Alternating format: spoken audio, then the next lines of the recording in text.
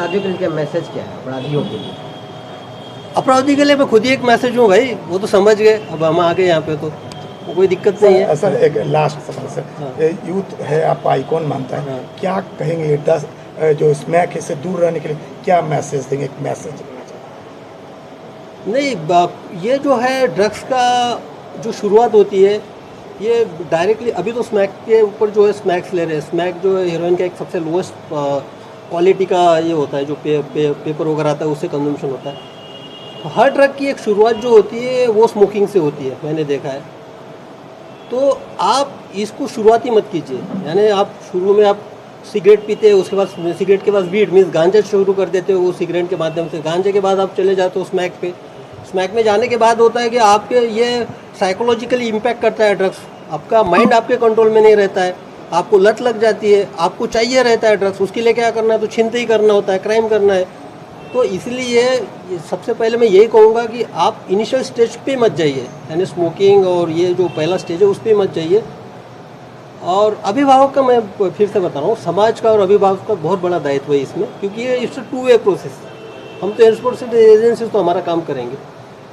अभी देखते हैं इसका डायमेंशन कितना है। एडिक्शन के बाद रिहेबिलिटेशन सेंटर्स का भी एक स्ट्रैटेजी होता है, उसमें देखेंगे, उसमें अभी काम करेंगे। सर सीमांचल में स्मैक का गढ़ बनती जा रही है बात नहीं है ये मैं पूर्णिया में जब आया और आने के बाद मुझे ये सवाल पूछा गया था, तो मैंने ड्रग्स में काम भी किया है, एंटी ड्रग्स यूनिट का मैं इंचार्ज भी था मुंबई में।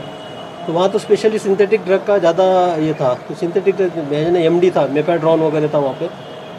तो उसमें मेफेड्रॉन पे कंट्रोल करने की कोशिश की थी, फैक्ट्री भी बस्ट की थी।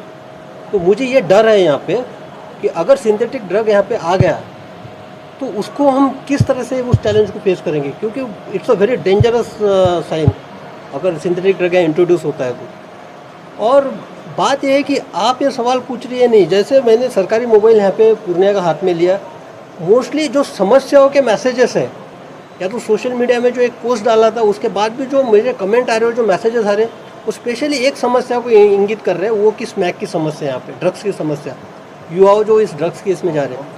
तो मैं ये बताना चाहता हूँ कि no one can do drugs without your consent. Means ये जो ऐसा क्राइम है, फॉर एग्जांपल अगर प्रॉपर्टी ओपन से आपको पिस्तौल सटाएगा, चाकू दिखाएगा और आपसे छीनते ही करेगा, ये फोर्सफुल वाला क्राइम है, इसको तो रजिस्टर किया जा सकता है। लेकिन ड्रग्स का कंजम्पशन एक ऐसा क्राइम है जिसमें आपको फोर्सफुली ऐसा बंदूक लगाएगा या चाकू लगाएगा, आप कोई बोल नहीं सकता कि आप ड्रग्स लो, ये लो। तो इनिशिएट होता है जो विक्टिम है उसमें, या तो जो एक्यूज बनता है बाद में क्राइम में, उसी के थ्रू। तो इसके लिए ये दोनों डायमेंशंस इंपॉर्टेंट है। हमारे एनफोर्समेंट एजेंसीज का डायमेंशन जो है, उसके साथ साथ समाज का और जो अभिभावक है बच्चों के, उनका भी बहुत बड़ा रोल इसमें आता है। इसमें एक पूरे सीमांचल के लिए एक बहुत बड़ी एक स्ट्रैटेजी बनाने की ज़रूरत है, वो एक ड्राइव चलाने की ज़रूरत है। कुछ कंज्यूमशन केसेस का जो एक होता है वो एक यहाँ पे एसओपी बना के इम्प्लीमेंट करने की आवश्यकता है। फॉर एग्जांपल यानी जो कंज्यूमशन के केसेस होते, मुंबई का एग्जांपल बताता हूँ, वहाँ महीने के 1000 केसेस होते थे कंज्यूमशन के, और साल के करीबन 11,000 से 12,000। तो कंज्यूमशन के केसेस का एक ड्राइव यहाँ पे चलाना पड़ेगा। एनडीपीएस एक्ट में उस तरह के प्रावधान भी है। तो एक बार हम चारों एसपी के साथ बैठेंगे, डिटेल में इसमें एक स्ट्रैटेजी करेंगे, क्योंकि ये एक समस्या मुझे सीमांचल में दिख रही है। और ये जो है ये डायरेक्ट लिंक है रोड क्राइम से, जो लूटपाट या सीएसपी संचालक से लूट, मोबाइल लूट, चेन स्नैचिंग। अब देखिए ये जो मोबाइल लूट होती है या चेन स्नैचिंग होती है, कुछ भी छीनते होती है, तो जो भी छीनते वगैरह करता है वो उसके बाद जो परचेस करता है वो ड्रग्स ही करता है, ड्रग्स कंज्यूमशन के लिए करता है, अपने लाइफस्टाइल के लिए करता है। तो ये हमारे लिए अलार्मिंग है, और मैं मानता हूँ कि आने वाले समय में इसमें डेफिनेटली हम कोई ना कोई रास्ता निकालेंगे।